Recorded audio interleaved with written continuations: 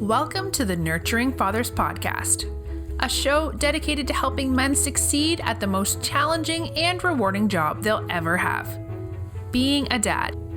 Your hosts are Mark Perlman, the creator and founder of the Nurturing Fathers program, and his son, Corey Perlman, who facilitates the program at the Atlanta Federal Penitentiary and is also a father of 2 young children. It's time to add tools to your Nurturing Fathers toolbox. Mark and Corey, take it away. Okay, so fast forwarding a little bit, now you're a dad. Jamie comes along. He's my older brother, for those of you who don't know, 6.5, 7 years the elder, and looks every bit of it. Hopefully you're a little brutal, more. Corey. So when you first became a dad, so taking you way back almost 50 years, how was that for you in the beginning? You know, how do you feel like, I don't want you to grade yourself, but just kind of think back to the very beginning as being a dad. How was that experience for you? And what specifically do you remember and you think fondly upon? And what do you also think and you regret a little bit? It's a great question. My first wife, Janet, who is the mother of Corey, wanted to have children before I did. And I was just kind of typically male and wasn't sure I was prepared. I was like 25 years old, 24, 25, just a little nervous about it. We were living in Europe at the time. It's a long story, which I won't bore everybody with now, but we got a one-way ticket over there and ended up staying after graduate school and stuff. And living in this beautiful place in southern France, you know, so this whole idea of having a child was on the table. And I remember walking down the little pathway to the mailbox, looking over the French countryside. A cat was walking in between my legs as I'm walking, kind of crisscrossing my path. And I get down there and I'm looking out at this angelical, beautiful pastoral place. And all of a sudden said, I'm ready. I'm ready to do this. I'm ready to have a child. I want to do this. So I got the mail, went upside and informed Janet that I was ready to do it. So we got pregnant, thought the first thing about coming home to have the baby, only to realize that in America in 1971, they were not letting fathers into the delivery room. So I said to myself immediately, and this is long before fathering was an issue of any kind, damn, I'm only going to do this a couple of times in my life. I need to be there. My wife needs me to be there. I need to be there. It's something I don't want to miss. So we stayed in Europe, went up to Copenhagen, Denmark, that we were familiar with, stayed in this little cottage, and had Jamie, your brother, in a birthing clinic, photo clinic in Denmark. 26-hour labor, very long, very crazy, as everybody knows those can be. And at the very end of the labor, not real ready to pop the baby out yet. The nurses are getting nervous. Doctor is getting nervous. Say the heart rate's going down. I'm getting nervous. They use this suction thing to suck your brother out. All turned out fine. Huge relief. But they're taking care of your mom, fixing her up. They put your brother in my arms. He's got a thing on his head like a cone from the suction thing. So I'm thinking to myself, Saturday Night Live, to have this thing, the cone heads. It was a skit at the time that we give birth to a cone head. So I look at the nurse and I say, is this thing on his head going to go away or is this a permanent kind of deal? And she said, no, it'll be gone in a couple of days. It's just from the suction thing. So I breathed a sigh of relief and there was your beautiful little brother in my arms. Like most dads who tell their stories in our class, my heart just kind of leapt out of my chest and something changed in me when I looked at that baby like this is a new chapter opening and I want to be up for the task. So as the months and years went on, I was committed to taking on a role that was very active. I held him. I changed his diapers. I fed him. I woke up in the middle of the night just as his mom did. We shared just about everything except the breastfeeding and stuff like that. And was very involved. And one of the things I do want to mention that kind of guided, I didn't realize it at the time, but guided my work in the future. In Copenhagen, Denmark, they had a program that a nurse visited once a week to help the new family. Whether we invited them or not, whether we had a problem or not, she showed up. And I had just a lot of anxiety and a lot of questions. I'd fill a whole yellow pad, legal pad full of questions. She'd walk in the door. I'd say, sit down. I got questions. And she had answers. And it was a wonderful, reassuring service. So 20 years later, when I was putting the child protection team together and family counseling center, I thought about that and said, we need home visitors because families really benefit from that. So that was part of my comfort level and learning the tools of a father. I was never taught, except by watching my father, a single thing about holding a baby, changing a baby, anything about that. So my fears were somewhat justified. Like, I didn't know what the hell I was doing. It's on the job learning, but this is a serious job, you know? The one thing, I don't know if you want to get into this now, but as he became a toddler and sort of act out and be negative and, you know, start saying, no, no, no, no, I want to hold his hands, no, pull his hand away. And I said to myself, damn, I got a delinquent here. It's like 2 years old. Reading Dr. Spock or whoever wrote this book, 1/4 of one page on fathers, but this particular part was on ages and stages. And it described the 2-year-old. And I looked at your brother, and it described the 2-year-old. And I looked at your brother. I said, holy cow, they're describing him. And something inside me relaxed, that I had some idea what to expect, and what we were seeing there was normal. So that took some of the sting out of just how much I didn't know. Little bit of information that was available at that time was extremely useful. But I loved it. With all the anxiety and stuff, I loved being a father. When your mom went to work, she went back to school, actually. I stayed home full time with your brother. And I loved it. You know, I learned every crack in the sidewalk on these walks every day with the stroller. I memorized the cracks in the street. But I just wouldn't have wanted to be anywhere else for that period of time. It was really a pleasure. You had mentioned with your dad on occasions, obviously he would use his hands and such. Did you find that even though you proactively wanted to not let that be part of your fathering practices, did that creep in from time to time in the beginning? Good question. Unfortunately, yes. I had a very clear idea that I would rather not hit my kids. I wanted that comfort level. But when the stuff got difficult, when he was out of control, he was a big, strong kid, and he would kind of hurl himself around. And, it, you know, like any kid, especially the twos, he started saying no. He started being a little obstinate. I got frustrated. I didn't know what to do. So I would hit. Fortunately, mostly in the backside, not, you know, ever in the face and stuff like that. But I never felt good about it. Every single time I did it, I said, there's got to be a better way. I can't imagine this is not good for me. I'm not feeling good about it. I can't imagine it's good for him. But that's all I had. And this all came to a head. I'll never forget this moment. It's probably a year and a half. He's sitting in a high chair. It's Thanksgiving. I'm sitting at the table. He's sitting next to me. And then your mom's sitting across from me. So he's in a high chair closest to me. And she and I, coming from New York and Brooklyn, are having a loud conversation using our hands. We're not arguing or anything. We just speak like that, like Italians, we do as well. And I reach for the gravy across the high chair, and he pulls back as if I'm going to hit him. Stop me dead in my tracks. I just put my fork down. I put my head down and say, this guy, stop. That's exactly what I'm afraid of. He's learned to be afraid of me, even in times that he doesn't need to be afraid of me. There's no anger. There's no yelling. There's nothing going on. But now, so the question that came to me, which I have then translated to a nurturing father's question, do I want this kind of fear to be in the fabric of my relationship with my son? And it was a resounding no. So I had to find out some alternative solutions. But I needed to take it seriously. I did not like it when I was doing it, but that was the breaking point. I said, I've got to figure this out in a different way. Precious little information around at the time. Yeah. I mean, that probably planted the seed for you that when you looked around, there was nothing to find when it came to a manual or a program or anything like that. What do you do instead of hitting? How do you sort of exercise some control, some influence? Literally, what do you do instead? Well, I appreciate you answering that, Dad. I know it's sometimes, going down the tough memory lanes are not as easy, but I think it's important for people to know that. And I always mention this in the Nurturing Fathers program, that I know I'm not perfect. You weren't perfect by any stretch of the imagination. And we're continually trying to learn and get better.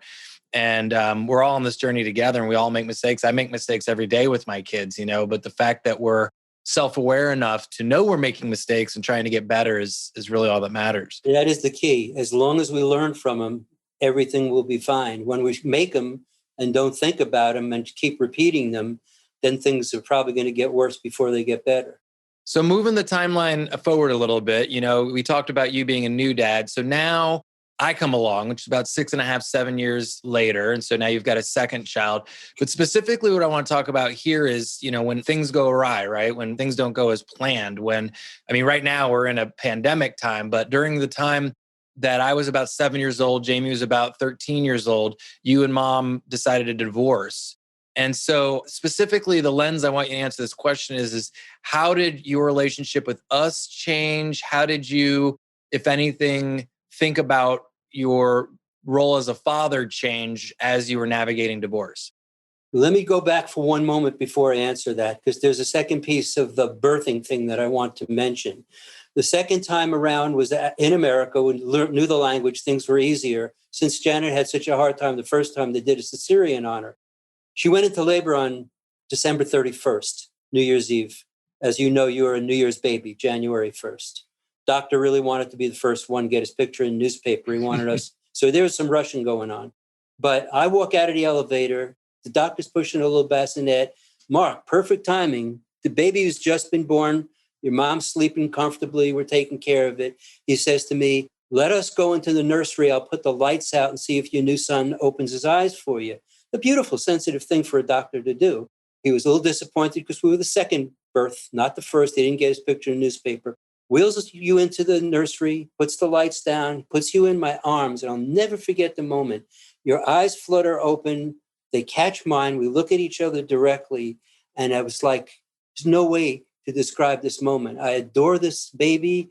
I would do anything for this little boy. There was talk about attachment and connection. There was an attachment and connection there that you can't even put into words. It was so powerful. And this doctor putting the lights off in some sensitive and magic way knew that maybe our eyes would catch. And I'll never forget that moment. And we tell the birth stories in Nurturing Fathers. So we hear all kinds, but this kind of moment over and over. So 7 years later, going back to the divorce time, it was probably the most difficult episode of my life. I would say, at that point, I was studying psychology and social work. I knew about loss. I knew about divorce. We were teaching a course in a family counseling center on coping with divorce, parents coping with divorce. So, I had some knowledge about it, but the reality of going through it, 18-year marriage, you never plan on it. It's never part of the formula of getting together. It's like, holy crap, what has happened here? But it was quite clear. It was not working, not going to work. It was coming apart. So I had to go about doing it and had to go about doing it gracefully. I realized that everything we were trying was not working. If anything, we stayed together too long because neither of us wanted to face this. But the end of the road was clear, more than clear. So it had to be done. So I was the one to move out. It was a very, very hard thing to do. It's a once in a lifetime thing for me. I had no model, no awareness of the feelings, finding an apartment to live, living a whole lifetime together, married at the same house where you guys were born and you grew up. I literally was like a fish out of water. And I have to say, on some senses, just for the kind of education of the folks listening to this, loss is difficult for all of us, whether it's a death in the family, whether it's a job. But there's something about divorce for me that may have been the most difficult because the people who we're losing are still alive and in our world. So we have to somehow negotiate their presence in this incredible change of relationships. So that was the key factor I was struggling with. How do I still get along with your mom and how do we become co-parents? But I think the toughest thing was how do I remain a father to my two sons and not abandon or lose that now that I'm not living in the home anymore. And all that had to be worked out, all the details. It's a learning as you go. For one, I wanted to live on Siesta Key. It's by the water. It's so beautiful, rent a house, but these are all adult communities. And they said, well, you're fine, but we can't have your kids here. So I'm saying, well, I'll rent the place and maybe sneak them in on the weekend. And I say to myself, there's no way I'm going to do that. These kids have to be comfortable here. They have to be free to roam and play. And Corey's going to play tennis on the tennis court. There's no way I'm going to go into adult community. But those were some of the baby steps. And then just the grief and the tears and the figuring it all out. But, you talk to other people who've gone through it. It's a very good time for men to support other men because there's a tremendous need for support. And we worked out a situation where we were quite happy with our weekends. And one day during the week, we had some fun. We had some talks. We did some things that became a routine. We cooked a lot of spaghetti and pasta and tomato sauce. Yeah, the one thing that or the two things I would say that come to mind here for people listening in terms of your story and how you dealt with that difficult time that come to mind for me is, and I'll have you maybe talk to each of them real quickly. One is the importance of not talking bad about the spouse. And I felt like, as I think back to those times, no matter what came out of my mouth to you, you always seem to make a conscious effort not to badmouth mom. Does that sound fair? Absolutely. You can't control the other person, what they do, but we can't control ourselves. I think partially because teaching some of these divorce courses and realize how damaging that is to kids. And that's why that 3-hour course is so important, because during a time of tremendous stress, confusion, grief, we're not thinking a whole lot about the kids. We're thinking about our own survival and how to financial and everywhere else. But having been alerted to that, I was very committed to not talking badly about her, because I also knew how damaging that is to you, to the children. Yeah. The stuff they hear come out of the parent's mouth about the other parent, you're talking about their parent, is very damaging and painful to the child. So I did learn that lesson, fortunately, early on, and really tried to hold the line on that no matter what. Eventually, you and your mom and I made our peace and committed to co-parenting together. The communication was there. School issues was there. We could show up for parents' day at school or whatever. And that was really important. Took some time, but it was really important. But especially not being negative about that other parent to the children was hugely important. So we made our own nest. We developed it. We created our rituals. Your mom and I became good friends and had a future together as your parents. And as, circumstances evolved, we were close. Yeah. We honored the 18 years we spent together, bringing you guys into the world. Yeah. And made the best of it that we could. Yeah. You were there and on her final breaths. You were right there with us, which I thought was a pretty neat way to end the circle, so to speak. The other thing that I think about during those times that I just reflect on is the importance you mentioned. We lose a significant amount of time with you or with the the parents, however that works out in divorce, right? So the importance of routine and how much we counted on the amount of time we got to spend with you, because it was so much less, obviously being cut essentially in half. So when I think back to that period of time, when I think of it, what you did a really great job in is no matter what, you kept your Wednesdays and Friday nights, no matter what. So like when Jamie and I look back, it wasn't necessarily going through divorce. It was Wednesday nights with dad, weekends with dad, it was so consistent that my memories filled up with those moments as opposed to not seeing dad and that sort of block in time because now you're not there in the home. No, that's really well said, Corey. And, I was devoted to that time. You were devoted to that time. We certainly knew how to have fun together and play. Did a lot of play. And, sometimes fathers are criticized, you're not talking about serious stuff. Well, at that point, the play was healing. It's just being together, setting up new routines, going to movies, playing games. But it was time together. And then a point came a few months down the road from that where some serious conversation needed to be had, and it evolved. In fact, you asked the question. And it was time to talk about the divorce and some more serious things in its own time. I don't think avoiding that conversation is the right thing, long-term and permanent, but waiting until there's some healing and some comfort is not a bad idea. Well, you did a good job of waiting until it was on my terms. I think like you said, I brought it up at your little place in Siesta.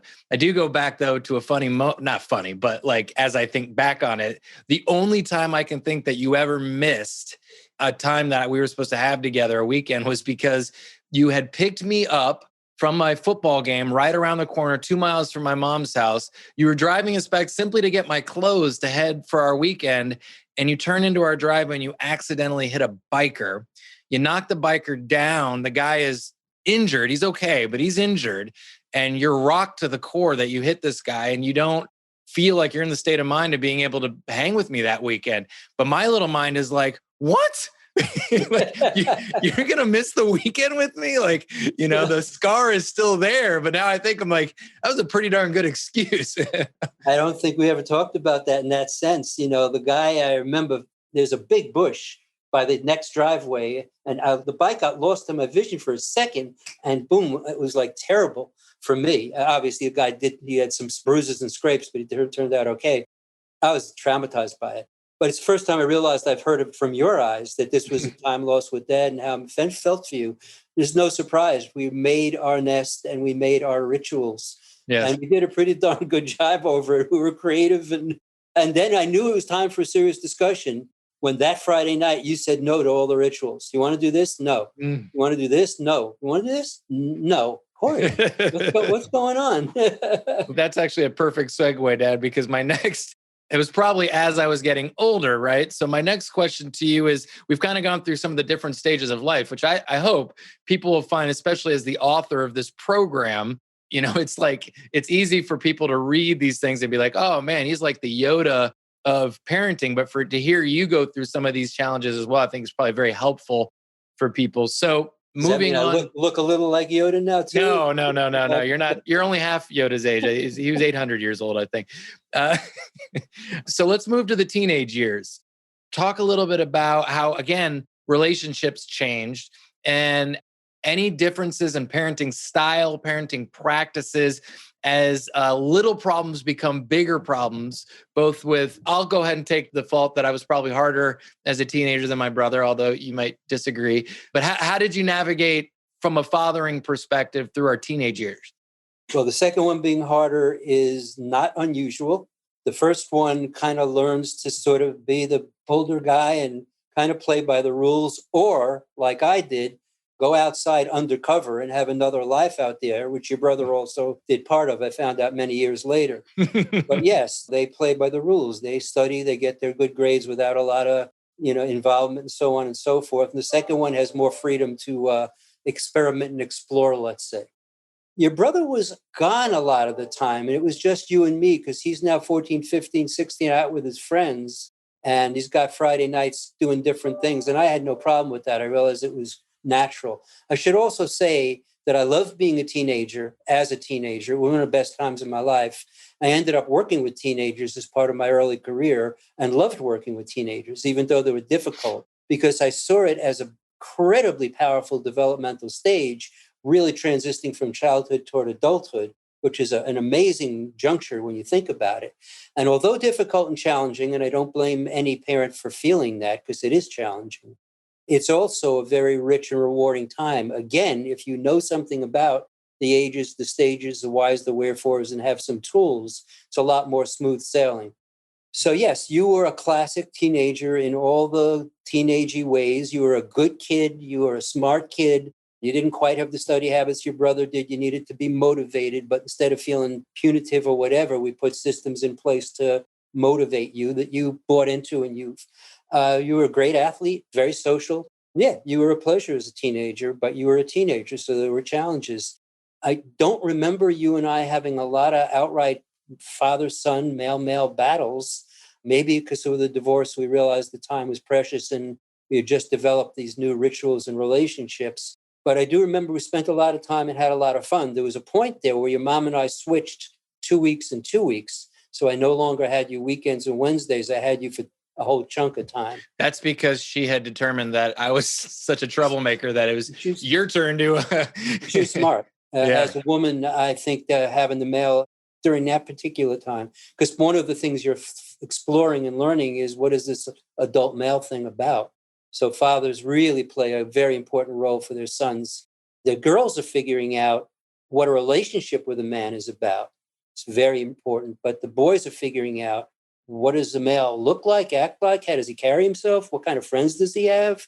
I think that, again, just coming from the child perspective for folks listening on this, one key thing that I think you and Mom did a good job of is, and we've learned this later on in life with our pastor here, Andy Stanley, he talks about never really reacting, even though you want to react on the inside. So you guys finding something that you shouldn't have found, we'll leave it at that, and you just being like, wow, I'm surprised this happened, versus blowing up, so that I would feel, I always felt comfortable coming to you and Mom with big people problems.